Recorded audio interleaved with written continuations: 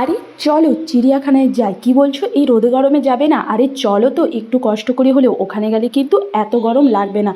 হ্যাঁ হ্যাঁ, কোথায় গিয়েছিলাম বলছি। এটা হচ্ছে Pune Rajiv Gandhi national snake park. আর স্নেক পার্কে এসে একটা সাপের সাথে ছবি তুলবো না, তা কখনো হয়? আরে এটা কিন্তু ফলস সাপ।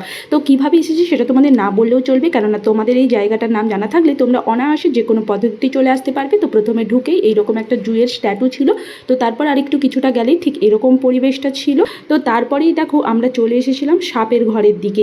আরে হ্যাঁ, এখানে সব বিভিন্ন ছোট ছোট ঘরের মধ্যে বিভিন্ন প্রজাতির সব সাপ রাখা রয়েছে।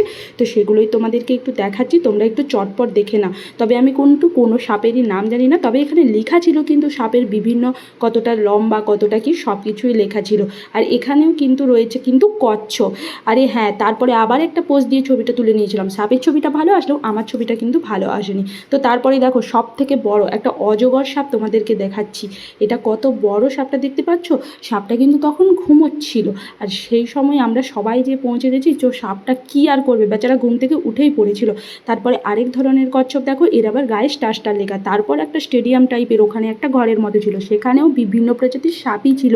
আরে হ্যাঁ, এখানে বেশি পশু পাখির থেকে এখানে সাপটারই বিভিন্ন প্রজাতি ছিল। তারপরে দেখলাম জল জ্যান্ত কুমির। সব দেখছি পুকুরে ভেসে, তারা গরমে পুকুরে না থেকে কি করতে এই উপরে উঠে বসে আছে সেটাই আমি ভাবছি। তো তারপরে আবার দেখো আমি সাপ ধরে একটা ছবি তুলে নিয়েছি, যদিও বা এক্সপ্রেশন আমার ঠিক হয়নি। পরে আর কি আবার হাঁটতে শুরু করলাম। আরে এত বড় পার্ক যে তুমি হেঁটে হেঁটে শেষ করতে পারবে না, তার জন্য তোমরা যদি না হাঁটতে পারো গাড়ি কিন্তু অ্যাভেলেবেল রয়েছে, তোমরা কিন্তু গাড়িতে করে পুরো পার্কটা ঘুরে নিতে পারো। তো তারপরে আমরা কিন্তু হেঁটে হেঁটেই সব ধরনের পশু টশু দেখতে বেরিয়ে পড়লাম। তারপরে দেখো এখানে রয়েছে কত হরিণ। এখানে কিন্তু হরিণগুলো সব খেলছিল, দেখতে পাচ্ছ বাঘ কীভাবে আমাদের কাছের দিকে আসছে।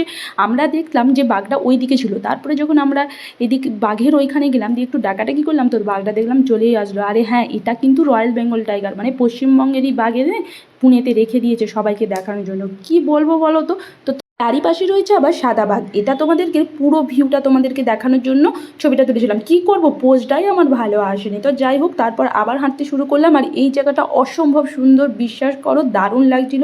যতটা ফোনের ক্যামেরাতে সুন্দর লাগছিল তার থেকেও নিজে চোখে অসম্ভব সুন্দর লাগছিল। এখানে কিন্তু যে কোনো রিলস ফটোশ্যুট দারুণ আসবে।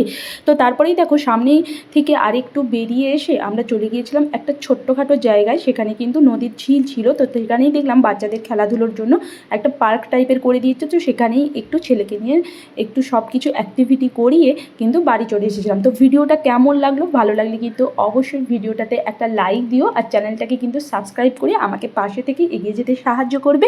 তো নেক্সট ভিডিওতে দেখা হচ্ছে আরও আরেক জায়গায় ঘুরতে যাওয়ার।